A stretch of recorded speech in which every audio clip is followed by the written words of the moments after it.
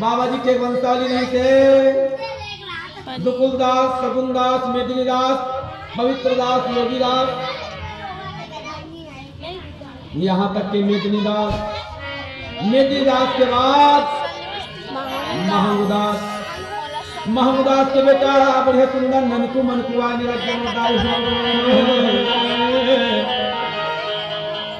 बाबा जी के घर में ननकू कोदू के जन्म होगा। जैसे ही ननकू कोदू के जन्म होते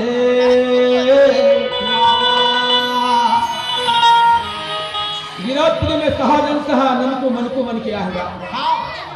जैसे ही ननकू मनकू मन के आखिया माता मनोतिल के घर में खिला बरोबर दूधी झंडे का पानी आज बाल लीला के कथा दाई हो।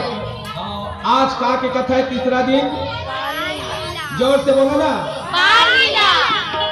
सब तैयारी माओ नहीं सब ऐसे रखे।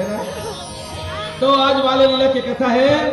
तो जैसे ही बढ़िया ननकू मनकू के जन्म हुए धीरे धीरे 5 साल 7 साल के बनने लगेगा। हाँ